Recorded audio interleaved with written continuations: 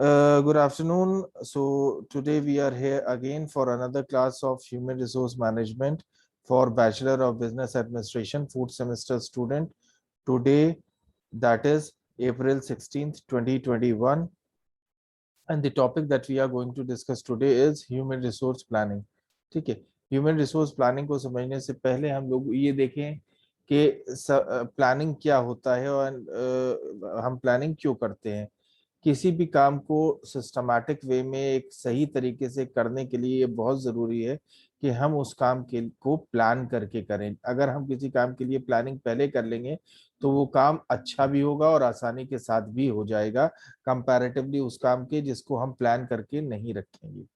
ठीक है, इसी वजह से हम अपनी रोजमर्रा की जिंदगी में छोटी छोटी चीजों की प्लानिंग करते हैं। हम अपनी लाइफ की प्लानिंग करते हैं, हम अपने दिन की प्लानिंग करते हैं कि आज दिन में हमें क्या करना है। ठीक है, हम अपनी लाइफ की प्लानिंग करते हैं, हम अपनी फाइनेंशियल प्लानिंग करते हैं, हम अपनी कैरियर प्लानिंग करते हैं। तो बेसिकली प्लानिंग से ऑब्जेक्टिव हमारा ये होता है कि चीजों को हम पहले से सोच के रखें कि टाइम के हिसाब से चीजों को हम अरेंज करके रखें कि इस वक्त ये करेंगे, इस वक्त ये करेंगे, इस वक्त ये करेंगे और इस वक्त ये करेंगे और ये इस तरीके से करेंगे। प्लानिंग में क्या करना है और किस वक्त करना है, किस मेथड से करना है, ये सारी चीजें हम बिफोर डिसाइड करके रखते हैं।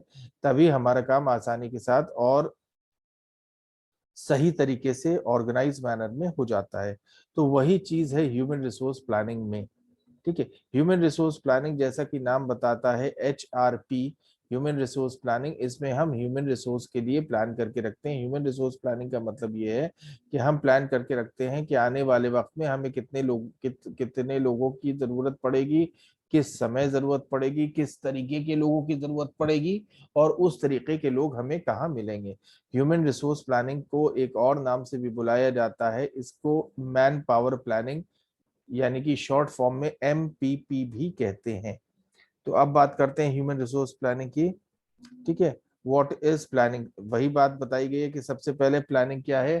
प्लानिंग एक एक ऐसा तरीका है जिसके जरिए हम फ्यूचर में देखने की कोशिश करते हैं या फ्यूचर को देखने की कोशिश करते हैं और उसी के हिसाब से शेड्यूल्स बना के रखते हैं अपने कि फ्यूचर में ये हो सकता है, तो उसके हिसाब से हम अपनी तैयारी करके रखते हैं। ठीक है, ह्यूमन रिसोर्स प्लानिंग एक ऐसा प्रोसेस है जिसके जरिए ऑर्गेनाइजेशन एक बैलेंस बना के रखती है between human resource requirement and human resource supply. ठीक है, human resource requirement and human resource supply के बीच में एक बैलेंस बना के रखने के प्रोसेस को ही ह्यूमन रिसोर्स प्लानिंग कहा जाता है। ठीक है, ह्यूमन रिसोर्स प्लानिंग इंक्लूड करती है एस्टिमेट करना कि कितने क्वालिफाइड लोग हमें जरूरत होगी काम करने के लिए, कितने लोगों की अवेलेबिलिटी होगी। और ये इसलिए किया जाता है ताकि पर्सनल सप्लाई और पर्सनल डिमांड में एक बैलेंस बना रहे। जब भी हमें पर्सनल डिमांड हो हमारी, उतनी हमारे पर्सनल की सप्लाई हो जाए ताकि हमारी ऑर्गेनाइजेशन का काम में कोई बाधा ना पड़े और हमारी ऑर्गेनाइजेशन का काम रुके ना। अगली स्लाइड पे आ जाते हैं, definition of human resource management. ठीक है, ह्यूमन रिसोर्स मैनेजमेंट एक ऐसा प्रोसेस है जिसके जरिए हम डिटरमाइन करते हैं या एज्यूम करते हैं कि ऑर्गेनाइजेशन को पास एडिक्वेट और क्वालिफाइड नंबर ऑफ पीपल हो और सही टाइम पे, ताकि वो ऑर्गेनाइजेशन में जो जॉब्स एग्जिस्ट कर रहे हों उनको पूरी तरह से परफॉर्म कर सके और इंडिविजुअल्स और ऑर्गेनाइजेशनल दोनों गोल सेटिस्फाई हो सकें। ठीक है, ह्यूमन रिसोर्स प्लानिंग एक ऐसा प्रोसेस है जिसके जरिए हम फोरकास्ट करते हैं, डेवलप करते हैं और कंट्रोल करते हैं, जिसके जरिए फर्म इंश्योर करती है कि वो राइट नंबर ऑफ पीपल है उसके पास at the right time, at right place, at doing the right things. ठीक है, इस चीज को फर्म इंश्योर करती है ह्यूमन रिसोर्स प्लानिंग के जरिए। राइट, अब फर्दर आ जाते हैं। ह्यूमन रिसोर्स प्लानिंग एक एक्यूरेट एस्टिमेट देती है कि कितने नंबर ऑफ एम्प्लॉयज हमें चाहिए उन स्किल्स के साथ जो हमारी ऑर्गेनाइजेशन को के नीड को मीट आउट करें। ह्यूमन रिसोर्स प्लानिंग के जरिए हम ये एस्टिमेट करके रखते हैं कि किन स्किल्स के हमें एम्प्लॉयज चाहिए जो आने वाले वक्त में हमारी ऑर्गेनाइजेशन नीड्स हो उनको मीट आउट कर सकें। ठीक है, फर्दर ह्यूमन रिसोर्स मैनेजमेंट एक फॉरवर्ड लुकिंग फंक्शन है, क्योंकि ह्यूमन रिसोर्स एस्टिमेट्स फ्यूचर के लिए बनाए जा रहे हैं, और ये रिवीजन में सब्जेक्ट टू होता है। क्यों? क्योंकि अगर फ्यूचर में कुछ चेंज आ गया किसी भी चीज में, तो हमारी ह्यूमन रिसोर्स प्लानिंग भी हमको चेंज करनी पड़ेगी ताकि वो लागू रह सके। अगर हम उसको चेंज नहीं करेंगे तो वो प्लानिंग यूजलेस हो जाएगी। तो ऐसा नहीं है कि अगर फ्यूचर में कोई चेंज आ गया तो वही प्लानिंग हम इम्प्लीमेंट करेंगे, उस चेंज के अकॉर्डिंग हम अपनी प्लानिंग को भी चेंज कर सकते हैं। मिसाल के तौर से आने वाले टाइम में हमने डिसाइड कर लिया कि हमें अपना एक ब्रांच ऑफिस और खोलना है, तो जाहिर सी बात है हमारी ह्यूमन रिसोर्स की रिक्वायरमेंट बढ़ जाएगी। या आने वाले वक्त में हमें लॉस हो गया, हमें एक ऑफिस बंद करना पड़ा अपने, तो जाहिर सी बात है कुछ लोगों को हमें इधर उधर या तो एडजस्ट करना पड़ेगा, एडजस्ट नहीं हो पाएंगे तो उनको हटाना पड़ेगा। ठीक है, तो इस वजह से ह्यूमन रिसोर्स प्लानिंग एक फ्लेक्सिबल चीज होती है, जिसमें हम करते ये हैं कि जब जिस हिसाब से जरूरत पड़ती है उस हिसाब से हम ह्यूमन रिसोर्स प्लानिंग को प्लस माइनस करते रहते हैं। मैनेजमेंट में देखिए कोई भी चीज ऐसी नहीं है जो रिजिड हो, मैनेजमेंट में सारी चीजें फ्लेक्सिबल होती हैं।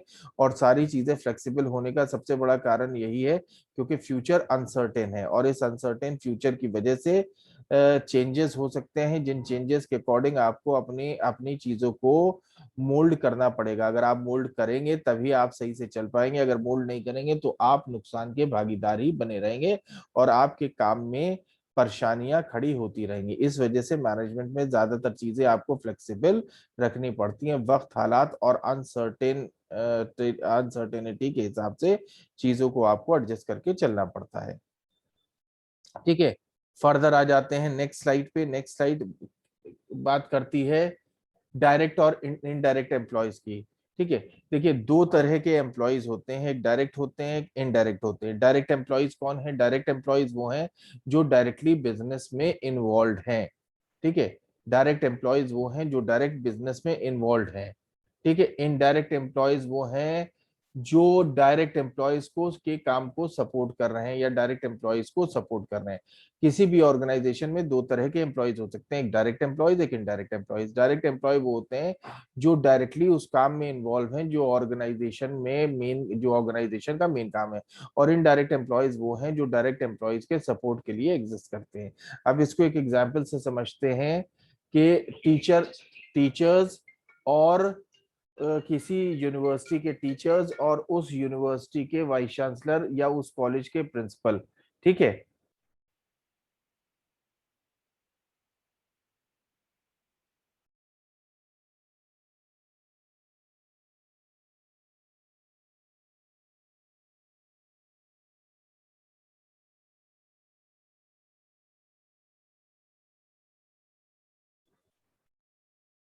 यस, थोड़ा सा नेटवर्क इशू था, शायद ऑडियो म्यूट हो गया था मेरा।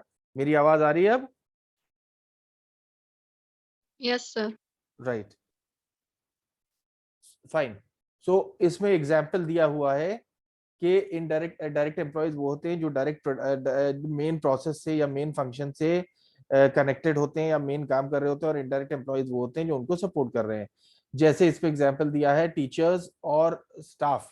ठीक है भाई, कोई यूनिवर्सिटी है या कोई कॉलेज है, उसमें मेन काम क्या हो रहा है? मेन काम पढ़ाई का हो रहा है। ठीक है, तो वहां पे दो तरह के एम्प्लॉयज हैं, डायरेक्ट और इनडायरेक्ट। हर जगह होते हैं, यहाँ भी डायरेक्ट और इनडायरेक्ट एम्प्लॉयज है। तो पढ़ाई हो रही है कॉलेज में, तो यहाँ दो तरह के एम्प्लॉयज है। तो यहाँ डायरेक्ट एम्प्लॉयज होंगे फैकल्टी मेंबर्स। क्यों फैकल्टी मेंबर्स? क्योंकि फैकल्टी में यहाँ का मेन काम पढ़ना पढ़ाना है और वो काम फैकल्टी मेंबर्स कर रहे हैं, तो those are the direct employees. अब स्टाफ जो होगा वो इनडायरेक्ट एम्प्लॉयज है, जैसे क्लर्क्स हैं, अकाउंटेंट्स हैं, कंप्यूटर ऑपरेटर हैं, रजिस्ट्रार हैं, फाइनेंस ऑफिसर्स हैं, ये सब इनडायरेक्ट एम्प्लॉयज में आएंगे। क्यों? क्योंकि ये सिस्टम को सपोर्ट कर रहे हैं। टीचर्स यहाँ पे सिर्फ डायरेक्ट एम्प्लॉयज होंगे यूनिवर्सिटी के केस में। ऑलराइट, अब जैसे मिसाल के तौर से आप किसी फैक्ट्री में जा रहे हैं, टाटा मोटर्स की आप फैक्ट्री है जहाँ कुछ व्हीकल्स बनते हैं, उनकी असेंबली लाइन है। ठीक है, वहां जो लोग वर्कशॉप में काम कर रहे हैं, ठीक है, फैक्ट्री के अंदर काम कर रहे हैं, वो तो डायरेक्ट एम्प्लॉयज है। अब जो ह्यूमन रिसोर्स डिपार्टमेंट है या फाइनेंस डिपार्टमेंट है वहां का, ठीक है, ये सारे इनडायरेक्ट एम्प्लॉयज हैं, क्योंकि ये सिर्फ उनके काम को सपोर्ट कर रहे हैं। ऑलराइट, क्लियर है ये बात? प्लीज से यस और नो। Yes sir. ऑलराइट, अगली स्लाइड पे आ जाते हैं। कुछ डेफिनेशंस है ह्यूमन रिसोर्स प्लानिंग की। तो इस पे हम लोग डिटेल में नहीं जाएंगे इन डेफिनेशंस की। रादर इन डेफिनेशंस को आप लोग थोड़ा सा नोट कर लें और पढ़ लें, क्योंकि ह्यूमन रिसोर्स प्लानिंग क्या है उसकी डेफिनेशंस ऑलरेडी हम लोग पढ़ चुके हैं। तो इन डेफिनेशंस की डिटेल में हम लोग नहीं जाएंगे। ऑलराइट, तो हम लोग आगे चलते हैं इसमें नेक्स्ट स्लाइड की तरफ। Objectives of human resource planning. ठीक है, objectives of human resource.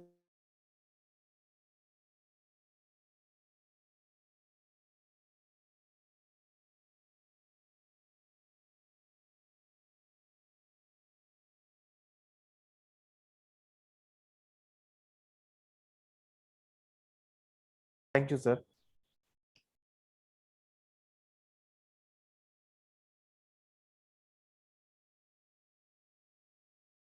Objectives of human resource planning. ठीक है, सबसे पहला ऑब्जेक्टिव क्या है? Ensure adequate supply of man power as and when it is required. ठीक है, सबसे पहला ऑब्जेक्टिव है कि मैन पावर की सप्लाई, एडिक्वेट सप्लाई बना के रखना ऑर्गेनाइजेशन में जब भी उसकी जरूरत पड़े। ठीक है भाई, ऑर्गेनाइजेशन में ह्यूमन रिसोर्स प्लानिंग का यही काम है कि पहले ये प्लान करना कि आने वाले वक्त में हमें कितने लोगों की जरूरत पड़ सकती है और वो लोग हमें कहाँ मिलेंगे। इस चीज को इंश्योर करना कि साहब जितनों की जरूरत हो, जितनी मैन पावर की, उतनी मैन पावर हमें मिल सके उस वक्त जिस वक्त हमें जरूरत हो उसकी। इस चीज को रिस्टोर करके रखना, यही सबसे पहला ऑब्जेक्टिव है ह्यूमन रिसोर्स प्लानिंग का। Right, now coming down to the next, ensure proper usage of human resources.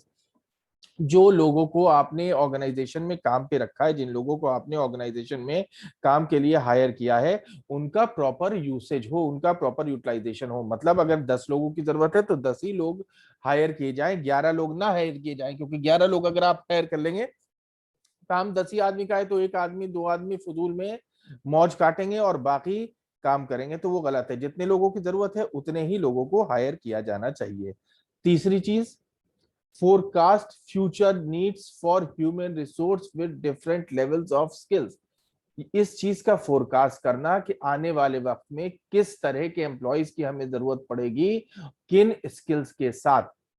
इस चीज को फोरकास्ट करना कि आने वाले वक्त में हमें किस तरह के एम्प्लॉयज की जरूरत पड़ेगी और उन एम्प्लॉयज के पास क्या स्किल्स होने चाहिए, ये तीसरा सबसे बड़ा ऑब्जेक्टिव है ह्यूमन रिसोर्स प्लानिंग का। Right, now coming down to the fourth point, assess surplus और शॉर्टेज इफ एनी।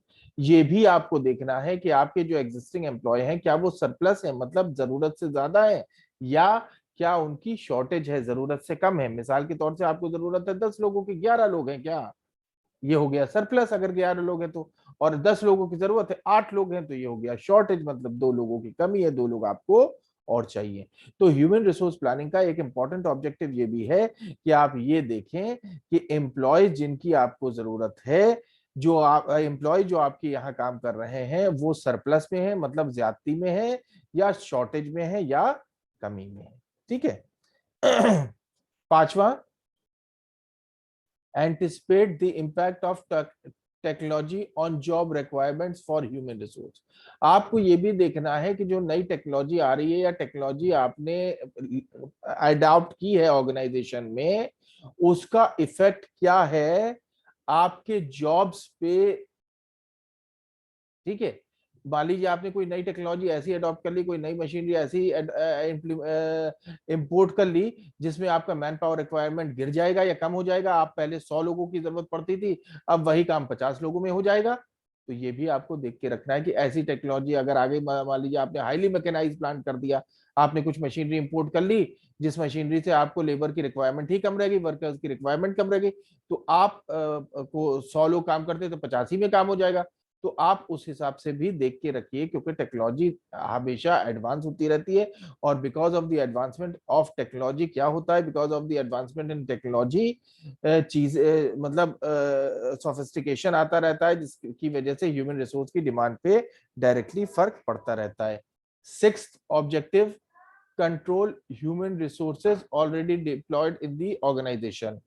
ठीक है।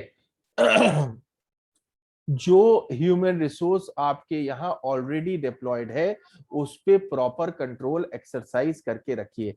प्रॉपर कंट्रोल एक्सरसाइज आप कैसे करेंगे? कंट्रोल का प्रोसीजर आप लोगों ने फर्स्ट सेमेस्टर में पढ़ा था, principles and practices of management में। कंट्रोल का प्रोसीजर क्या होता है? स्टैंडर्ड लेवल ऑफ परफॉर्मेंस बना दिया जाता है, फिर आपकी जो एक्चुअल परफॉर्मेंस है उसे स्टैंडर्ड लेवल ऑफ परफॉर्मेंस से कंपेयर किया जाता है। अगर एक्चुअल परफॉर्मेंस स्टैंडर्ड से ज्यादा है, बहुत बढ़िया, आपको रिवार्ड दिया जाएगा, इंसेंटिव दिया जाएगा। अगर एक्चुअल परफॉर्मेंस स्टैंडर्ड के बराबर है तो सेटिस्फैक्ट्री, और अगर एक्चुअल परफॉर्मेंस स्टैंडर्ड परफॉर्मेंस से कम है तो आपको जवाबदेही होगी कि आपकी एक्चुअल परफॉर्मेंस स्टैंडर्ड परफॉर्मेंस से कम क्यों है, क्या वजह है कि आप स्टैंडर्ड परफॉर्मेंस नहीं दे पा रहे हैं, और आपको वार्निंग भी दी जा सकती है। और अगर आप बार बार ये करेंगे तो आपको फिर डिसिप्लिनरी एक्शन लिया जा सकता है। डिसिप्लिनरी एक्शन लेने के बाद भी अगर ये कंटिन्यू रहती है तो आपको नौकरी से भी हटाया जा सकता है। Seventh, provide lead time available to select and train the required human resource from time to time. कई बार ऐसा होता है कि ऑर्गेनाइजेशन में काम कम होता है, या कई बार ऐसा होता है कि वर्कर्स के पास काम नहीं होता कुछ वक्त। कई बार ऐसा होता है कि ड्यू टू सम रीजन काम रुका हुआ है। तो ऐसे लेड टाइम को इस्तेमाल करना चाहिए अपने ह्यूमन रिसोर्स को ट्रेनिंग प्रोवाइड करने के लिए। क्यों? क्योंकि इस टाइम का यूटिलाइजेशन अच्छी तरह से हो जाएगा यदि आप इस टाइम को यूटिलाइज कर रहे हैं ह्यूमन रिसोर्स को ट्रेनिंग देने के लिए। अगर आप उनको ट्रेनिंग देंगे इस टाइम में तो उनके स्किल्स भी और एनहांस हो जाएंगे और वो नए स्किल्स भी एक्वायर करेंगे। इस वजह से इस तरह के लेड टाइम को पूरी तरह से इस्तेमाल करना चाहिए और एम्प्लॉयज को ट्रेन करना चाहिए ताकि एम्प्लॉयज की प्रोडक्टिविटी इनहेंस हो सके, एम्प्लॉयज और प्रोडक्टिव हो सके, एम्प्लॉयज और ग्रो कर सकें, और उनकी प्रोडक्टिविटी और उनका एडवांसमेंट कंपैरेटिवली हायर लेवल तक पहुंच सके। ठीक है, ये अपने में एक बहुत जरूरी चीज है। ये अपने में जरूरी इसलिए है क्योंकि जितना ज्यादा आपके एम्प्लॉयज प्रोडक्टिव होंगे, जितना ज्यादा आप उनको ट्रेन करेंगे, उतना ही आपके एम्प्लॉयज ज्यादा प्रोडक्टिव होंगे, और जितना आपके एम्प्लॉयज ज्यादा प्रोडक्टिव होंगे उनकी उतनी ही हाई लेवल ऑफ परफॉर्मेंस होगी। Eighth, ultimate objective of human resource planning is to relate future human resource supply with future enterprise needs। ठीक है, ultimate objective human resource ultimate objective of the human resource planning क्या होता है? Ultimate objective ये होता है कि future human resource demand और फ्यूचर ह्यूमन रिसोर्स सप्लाई में एक एक परफेक्ट मैच बना के रखना, ताकि आप अपना रिटर्न ऑफ इन्वेस्टमेंट, मतलब जो आप अपने ह्यूमन रिसोर्स पे इन्वेस्ट करो उसको, उसका रिटर्न ऑफ इन्वेस्टमेंट आप बना के रख सको। उसका रिटर्न ऑफ इन्वेस्टमेंट जो है वो आपको हासिल हो।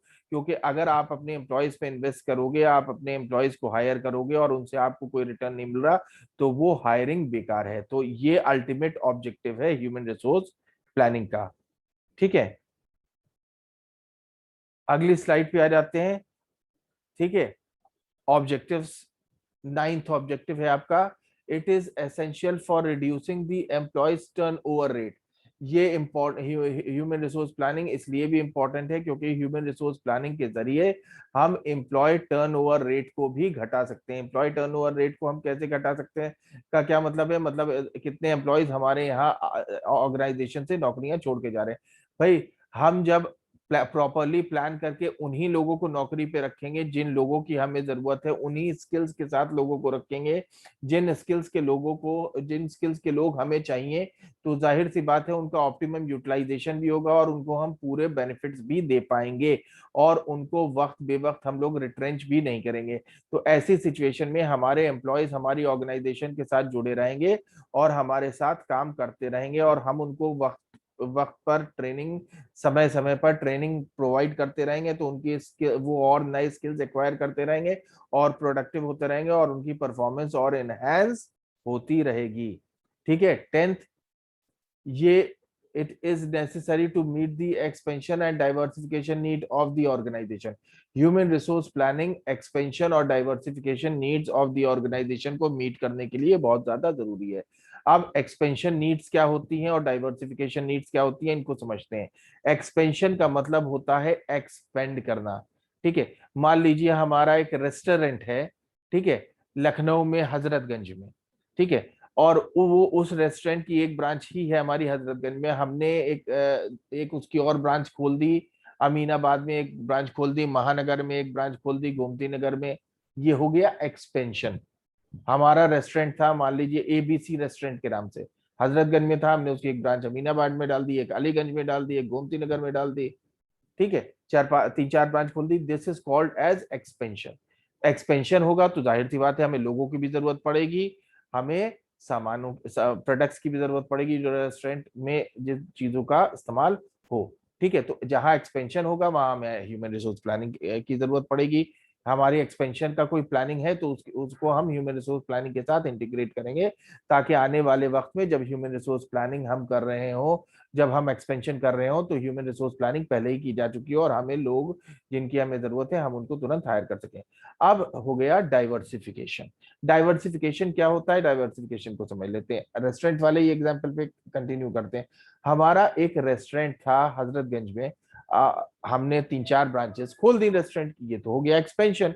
अब हमने क्या किया, हमने कहा कि साहब रेस्टोरेंट तो हमारा है ही है, हम एक ग्रोसरी की डोर स्टेप डिलीवरी सर्विस खोलेंगे, ठीक है। हम एक नया बिजनेस शुरू कर रहे हैं जिसमें हम ग्रोसरी आइटम, यानी कि जो आपके घर के ग्रोसरी आइटम्स आते हैं उनकी सप्लाई करेंगे डोर टू डोर, ठीक है।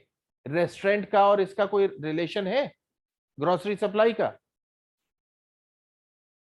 प्लीज टेल मी यस और नो। रेस्टोरेंट का और ग्रोसरी सप्लाई का कोई रिलेशन है? No sir. रिलेशन नहीं है, दोनों अलग बिजनेस है। ये कहलाता है डाइवर्सिफिकेशन। हम बिजनेस में थे रेस्टोरेंट के, हमारा रेस्टोरेंट था, उसमें हम खाना बनाते थे, लोग आते थे, खाना खाते थे, हमें पैसा देते थे, चले जाते थे। अब हम ग्रोसरी आइटम सप्लाई कर रहे हैं लोगों के डोर टू डोर, तो ये कहलाता है डाइवर्सिफिकेशन। तो अगर हमारी फ्यूचर में कोई डाइवर्सिफिकेशन का प्लान है, उसको भी हम ह्यूमन रिसोर्स प्लानिंग में इंटीग्रेट कर देंगे। और ह्यूमन रिसोर्स प्लानिंग में इंटीग्रेट करने में फायदा क्या होगा कि जब भी हम डाइवर्सिफिकेशन करेंगे तो हम पहले से प्लान करके रखे होंगे कि हमें किस तरह के लोग चाहिए और वो लोग हमें कहां से मिलेंगे। तो ये एक और इंपॉर्टेंट ऑब्जेक्टिव है ह्यूमन रिसोर्स प्लानिंग का, ठीक है। अब नेक्स्ट टॉपिक है हमारा factors influencing human resource planning. कौन कौन से ऐसे फैक्टर्स हैं जो हमारी ह्यूमन रिसोर्स प्लानिंग को अफेक्ट करते हैं। अभी हमने देखा कि ह्यूमन रिसोर्स प्लानिंग के ऑब्जेक्टिव्स क्या हो सकते हैं। अब हम ये देखेंगे कि कौन कौन से ऐसे फैक्टर्स हैं जो हमारे ह्यूमन रिसोर्स प्लानिंग को डायरेक्टली अफेक्ट करते हैं। ऑलराइट, तो इसमें हम ये देखेंगे कि इस तरह के कौन कौन से फैक्टर्स हैं जो डायरेक्टली हमारे ह्यूमन